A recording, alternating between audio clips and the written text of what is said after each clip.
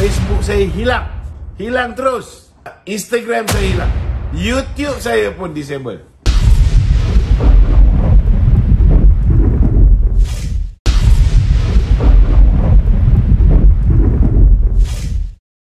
Ini orang yang cakap umum-umum tak dapat apa tu semua. Dia sebenarnya tak faham. Pengumuman tentang pelaburan diluluskan ni sebenarnya diamalkan oleh kerajaan sejak dulu lagi. Kan? Tak kisahlah BN ke, PN ke, PH ke, sehinggalah kerajaan Madani sekarang ni. Dari dulu lagi ada pengumuman. Azmin berapa kali buat pengumuman? Muhyiddin berapa kali buat pengumuman, dapat sana dapat sini. Benda ni biasa. Maksudnya kaedah ni memang diguna pakai daripada dulu je untuk umum pelaburan. Cuma bila kerajaan sekarang, kerajaan Madani umumkan pelaburan, diluluskan 329.5 bilion. Yang tertinggi dalam sejarah. Pelik kita bila pihak yang pernah jadi sebahagian daripada kerajaan dulu, PAS dengan Bersatu ni, tiba-tiba nak kritik pasal pelaburan diluluskan. Sedangkan masa pelaburan diluluskan, diumumkan dulu zaman mereka senyap pun, tak ada pun mereka kata, ini kami umum je. Sebenarnya duit tak masuk pun. Tak ada yang kritik. Saya nak beritahu 85% projek perkilangan yang diluluskan daripada tahun 2001 sampai 2022 telah pun dilaksanakan, manakala 50.1% projek yang telah diluluskan pada zaman tahun 2023 ni telah dilaksanakan. Kita mesti ada asas untuk kritik, tak boleh bangkang daripada longkang ni. Perjanjian pelaburan ni bukan hari ni sign, esok terus kita boleh bina. Hari ni sign, macam bak kata orang tu, hari ni kahwin, esok dapat anak. Bukan macam tu. Dia ada banyak kesan terhadap negara dan local economy. Macam pembangunan kawasan setempat, peluang pekerjaan, ianya membantu merancangkan ekonomi tempatan, dan banyak lagi faedah lain yang menguntungkan rakyat bila pelaburan ni masuk. Okey, bukan tak okey nak kritik ni, tapi tak payahlah nak cipta seolah-olah macam mencipta naratif palsu, seolah-olah pelaburan yang diluluskan ni tak pernah diumumkan oleh kerajaan sebelum ni. Benda ni dah pernah berlaku, dah pernah berlaku zaman dulu, kerajaan dulu pun mereka tetap umumkan.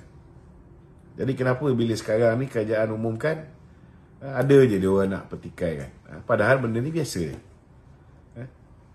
Pelaburan masuk.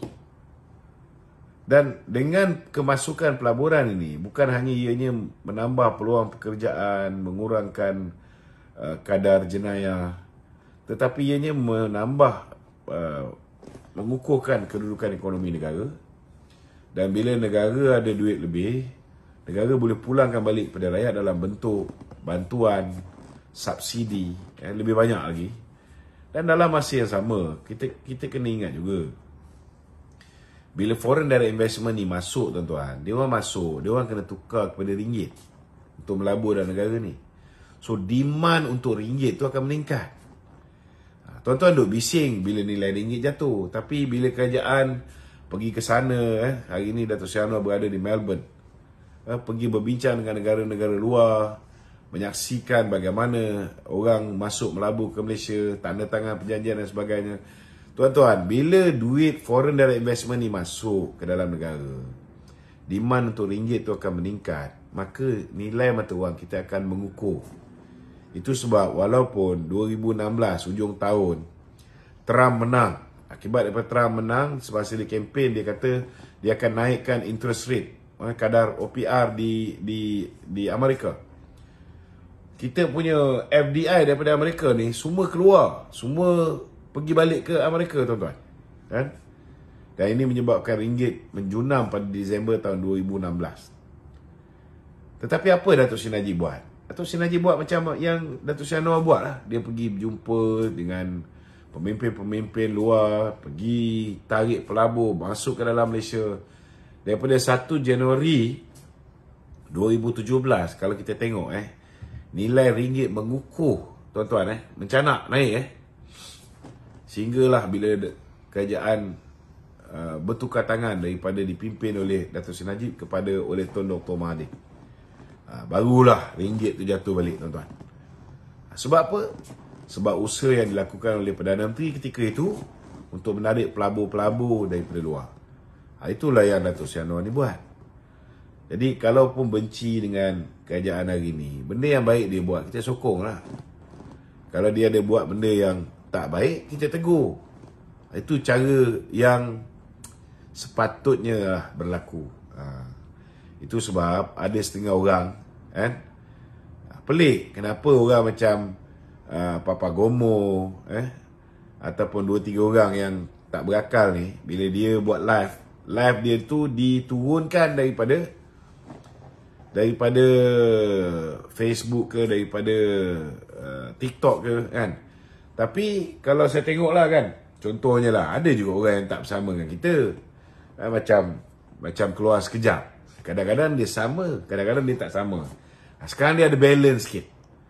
Bila dia balance, ada tengok live dia kena kacau? Tak ada. Betul tak? Jadi cadangan saya pada YBKJ dengan Syahrir Hamdan, teruskanlah buat kerja yang balance. Jangan nampak sangat pro Perikatan Nasional. Ikut yang macam sekarang ni okey lah. Kalau Syahrir Hamdan tu nak jadi wartawan, teruskan. Bagus tu. Melaporkan benda betul. Tapi kena ikutlah kod etika kewartawanan tu. Jadi tak ada orang nak kacau. Korang ni okey dah kan. Papa Gomo nak bising-bising, Syam Jalil nak bising-bising. Buat apa? Dia sebenarnya yang menyebabkan kamu punya posting tu kena turun. Bukan pasal posting kamu tu ramai orang tengok. Pasal posting kau tu tak betul. Bila ada unsur fitnah, ada unsur 3R, ada unsur menghasut, itu yang kena turun. Langgar guideline. Langgar guideline. Bukan korang je kena, aku pun kena. Kadang-kadang aku geram juga dengan TikTok dengan Facebook ni.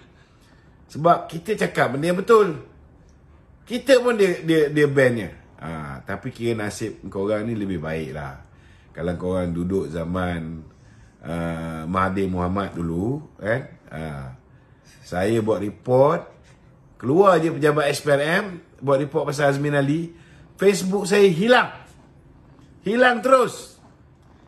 Malam tu Instagram saya hilang. Esok hari tu YouTube saya pun disable. Korang baru satu posting kena turun dah, kecoh mulut macam meriam. Apa dah? Panas tak punya. Panas. Dia bukan setakat panas, dia panas dan koyak. Okey.